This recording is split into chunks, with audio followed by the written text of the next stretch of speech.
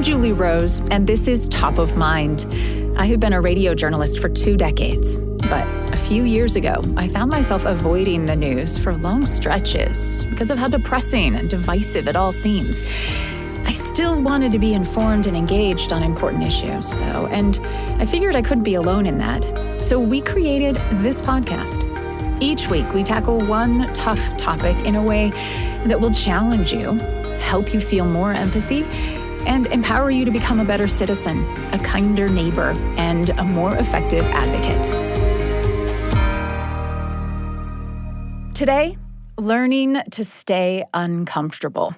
We've got another conversation in our Stick With It series, where we talk with people about a time when they chose to stay open and curious when confronted with a situation or a perspective that really challenged them. Our natural instinct in those moments is to get defensive or shut down or back away. But the path to becoming a better citizen and a kinder neighbor is paved with these stick with it moments where we choose to stay uncomfortable long enough to find new empathy or clarity. My guest today, and I'm so excited about this, is Scott Carter. He's a playwright, a producer of talk shows and comedy specials. He was the longtime executive producer of Real Time with Bill Maher on HBO. He's the co-creator and executive producer of the PBS show, which just won a regional Emmy, called Love and Respect with Killer Mike of Run the Jewels fame. And Scott Carter now has a podcast called Ye Gods, where he talks with artists and actors and journalists and other public figures about the beliefs that shape their lives. Scott, hi. Thank you so much for taking time today. Julie, it is a delight. And I enjoyed the introduction to the program and applaud the nobility of the mandate of this show that you have set for yourself. And I hope that I do not disappoint as a guest. Well, I feel like you can't, because already the topic of religion is one of those topics that can turn conversations uncomfortable so quickly that a lot of us just tend to want to, avoid it, right? So what made you want to go there with industry entertainment folks like Hari Kondabolu and Patricia Heaton and Larry Wilmore and Tim Gunn and Ken Burns, all people you've had on your podcast? Why talk religion and faith and spirituality? What I have found is that when the interviews, these conversations that I have with people it's really about ethics and morals, which then get into spirituality and religion for most people. But very often after the taping, the guest will say to me, these are the questions that I love to talk about most, and nobody wants to ask me about them. At the end of a 90-minute talk with Tim Gunn, he said to me, Scott, I must confess, this experience has been cathartic for me. And I feel like, okay, great, mission accomplished. I want to get to the rules that people have determined by which they figure out if their own behavior or the behavior of other people is appropriate or inappropriate. What's exactly the rules? Even for people who are dogmatically religious, what I've also generally found is that they don't take 100% of whatever their religion is offering. They pick and choose what works for them. And then I've had also we've had Rainn Wilson is a Baha'i. He did 2 episodes. Hari Kondabolu, who you mentioned, is a Hindu. We've had a disproportionate, like the Supreme Court itself, we've had a disproportionate number of Catholics so far who've been on. And, they all have different ideas, and but what's also interesting to me is the journey they've gotten through to get to wherever they are today. So a lot of people have started off in a home that is dogmatic one way or the other. They go through a rebellious period, and then at some point in their lives, they maybe feel a need to make some sort of cultural or spiritual commitment to ground their lives. So for instance, Rainn Wilson, his parents were Baha'i, a religion not many people know about, and certainly not when he was born in the 70s. He was raised by his father and his father's second wife. He was raised Baha'i. Then in high school, he discovers drama. His interest in religion is transferred into his love of art and music. He also played in a rock band, and he played bassoon in the school orchestra. And so art became the religion for him. And then he got involved in drugs and alcohol abuse.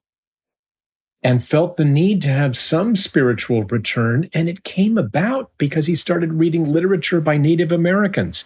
But then over a period of time, he works back to the faith of his parents, and he is now a practicing Baha'i again.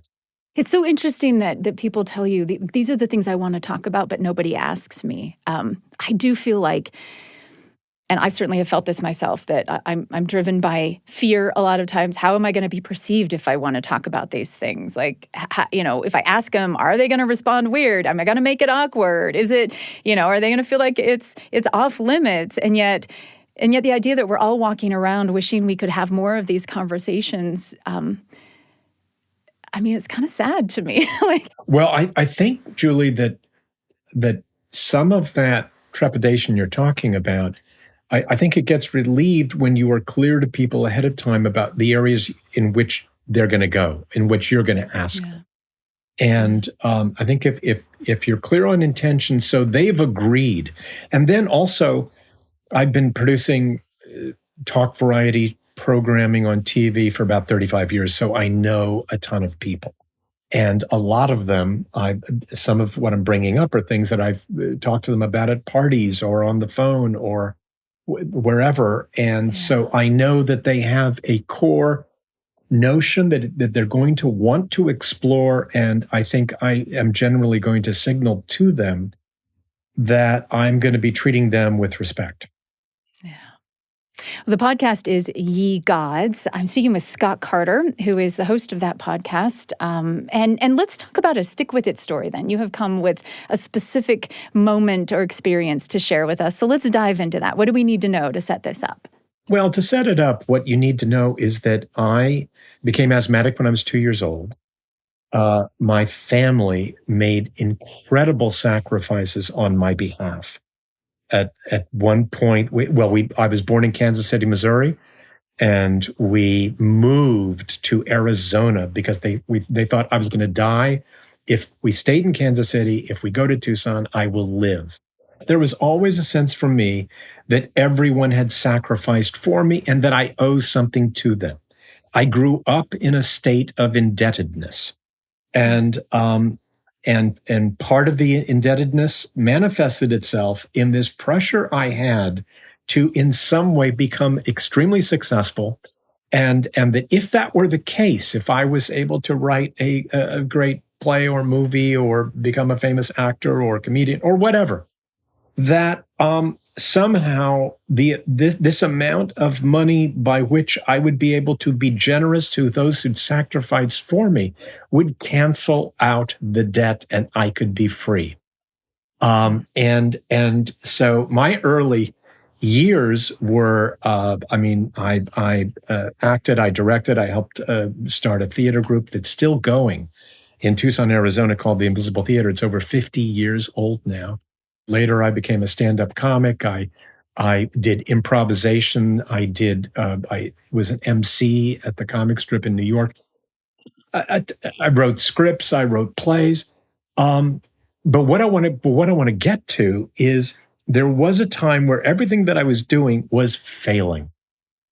And I had moved from Arizona to New York, and I had spent a year writing a play that, first of all, when I got to New York, I had a trunk full of plays that were massive productions because in Tucson, Arizona, with my little original theater group, which was the hippest group in town and people loved it, we could write a play with 35 people in the cast and an orchestra and 10 sets and whatever, and everybody wanted to be a part of it. Well, I got to New York, and what everybody wanted was a long one-act, one-set, two-character play, hopefully with a political theme, and I had nothing like that. And I tried my hand at writing humor pieces for The New Yorker, and the most I got from there, I think I wrote about 4 or 5 of them, the most I got was they had a form letter that they would send everybody. Thank you for submitting. It's not, blah, blah, blah, what we want, from The New Yorker. But Roger Angell, the great sports writer who was a fiction editor at the New Yorker, and he was John Updike's editor. And I one time got a little handwritten note from him at the bottom of the form saying, sorry, but thank you, R.A. And that was a huge deal to me.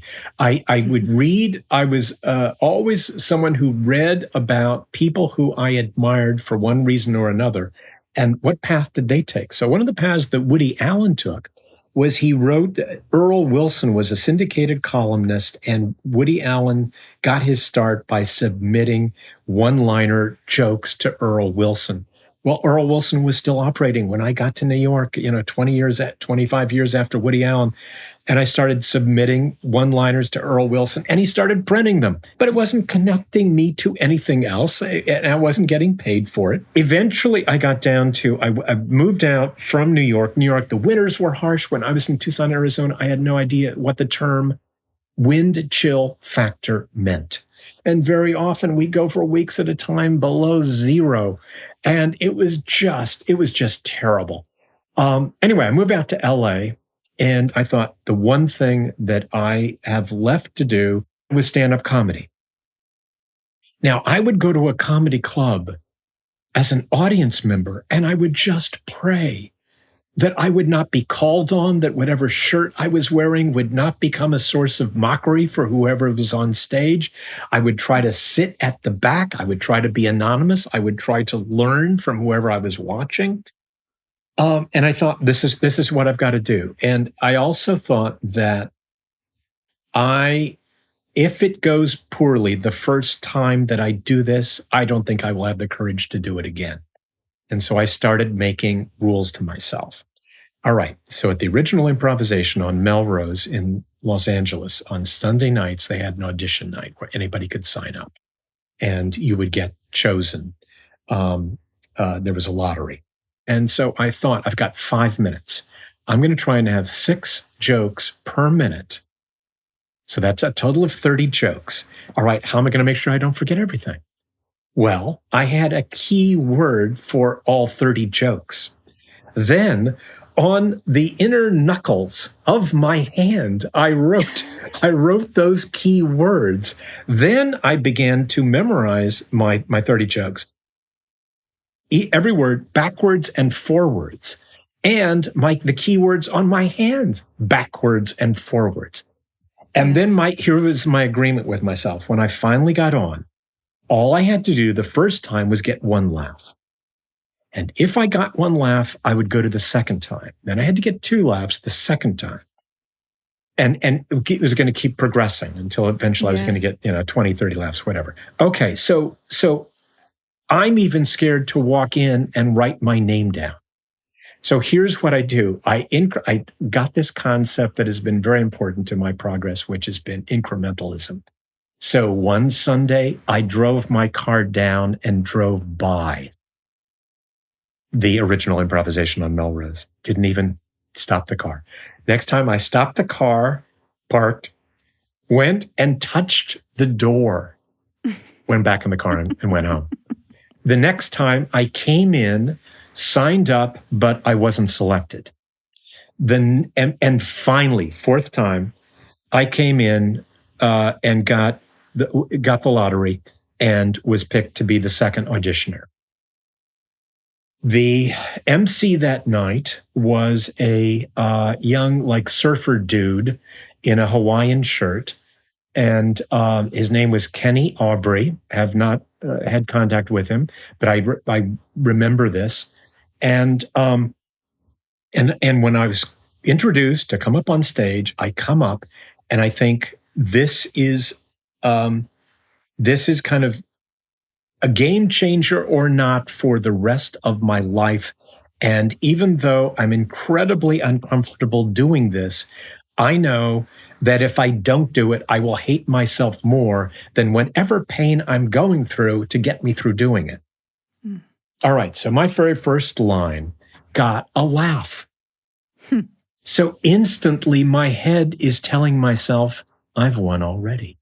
I could walk off the stage right now. I have already succeeded with what I wanted to do.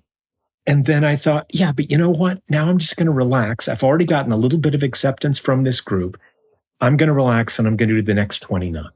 And some of the next 29, some of them worked, probably a small percentage of them. And I got to the end, and then I bowed, I got off the stage, I went out through the bar, I stayed in the bar for maybe a couple of seconds, then I went out the door and I was walking to my car when I looked behind me and the MC is running after me.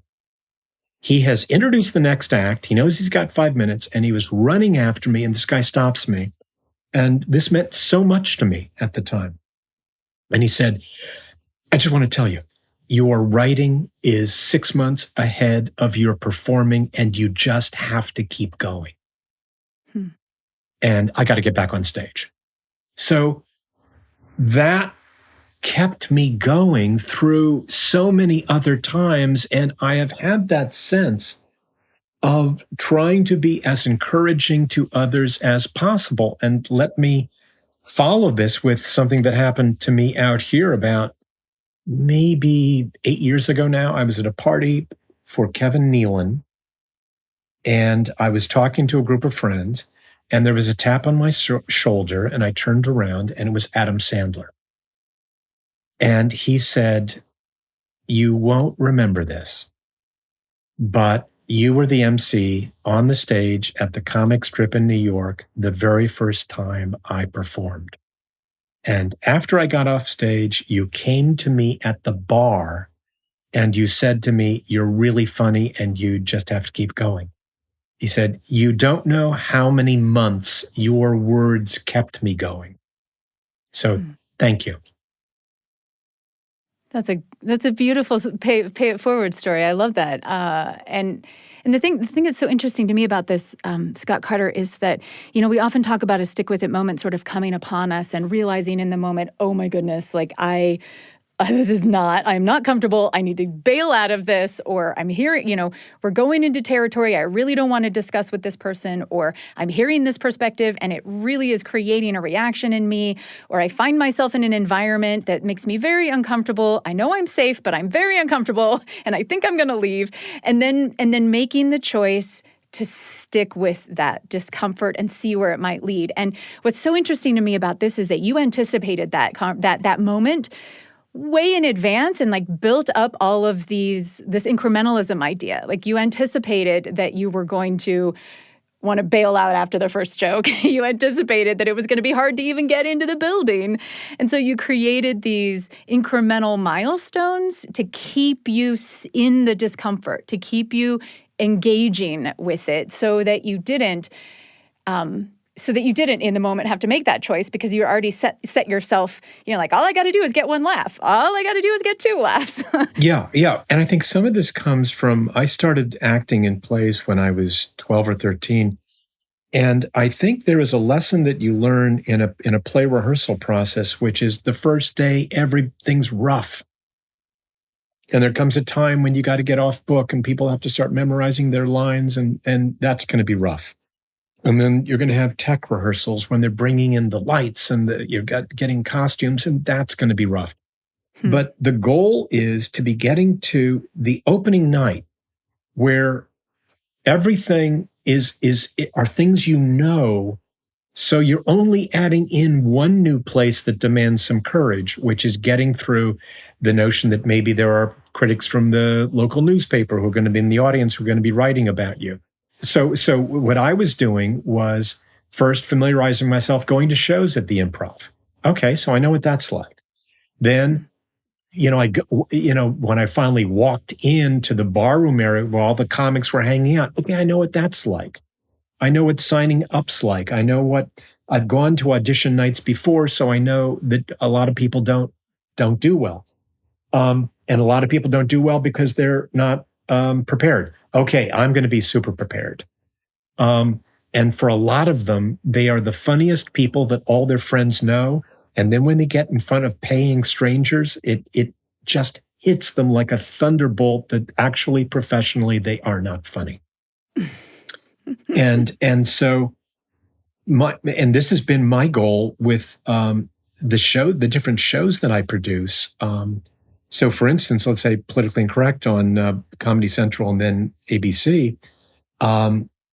Bill Maher, really talented comedian, but he'd never really hosted anything before. And so within the first week or so of pre-production, I just started gathering guests. We did 10 practice shows before we taped our first episode. I did a talk show with Candice Bergen where I was looking to leave Politically Incorrect after 1,100 episodes. And I found out that Candice Bergen had signed a deal to do a talk show, and I found out that she didn't have a producer. And I knew a lot of people who knew her because they'd worked on Murphy Brown. So I called my agent and said, can you get me a meeting with her? Let me see if I like her and if she likes me. And so I went over to her house and we talked about mutual people we knew. And then I said, Candice, you've made this commitment to do, she had to do 20 shows. They wanted her to do 60, but she had an out after 20. And in fact, later, Tom Warner of Carsey Warner said to me, if you get her to 21, you'll have earned your salary for the year. So anyway, so I was at her house. We're out on her porch. This was a house that before this was owned by Roger Moore. And she called it Casa Costa Mucho because she did all of these renovations to it and it cost a lot of money. Anyway, which she more than made up by what she earned from Murphy Brown. Anyway, I said to her, you've made this commitment to the talk show. Tell me what scares you. So she just started listing all the things that scared her. What if I'm talking to someone and I don't like them? What if I'm talking to somebody and I can't remember the next question?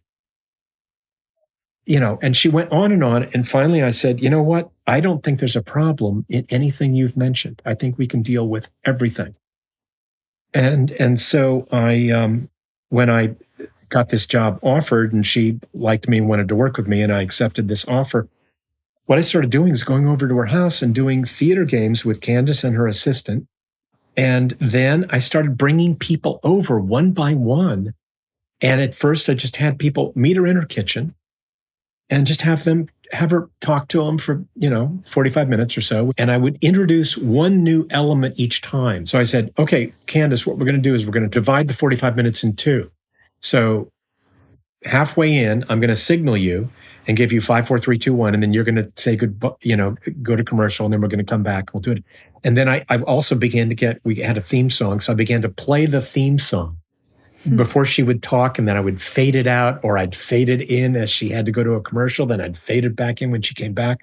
So anyway, by time we moved into the studio, which was trying to be a duplicate of her apartment in Manhattan on Central Park South to make her feel at home, by time we did our first show, which was with Jodie Foster, she felt completely natural as a host. She'd practiced it all. She'd been in all the uncomfortable places that scared her. Yeah, and when Jodie Foster was coming to the show, I said, "This is the first show. It's made up to look like her apartment on Central Park South.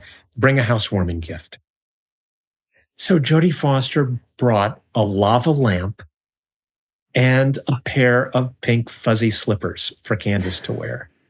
And it was just a delightful way to start doing this.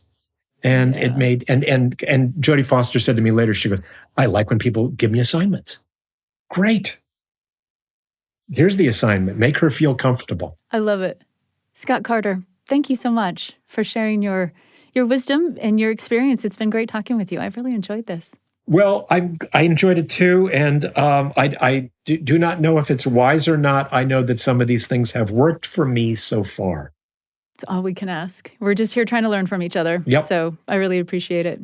Scott Carter is the host of Ye Gods, which is his new podcast. He is a playwright and a comedian, and he was the longtime executive producer of Real Time with Bill Maher on HBO. He is currently co-creator and executive producer of Love and Respect with Killer Mike, which is on PBS. We really have not talked about the idea of preparing for a stick with it moment in this conversation series yet. But it makes so much sense.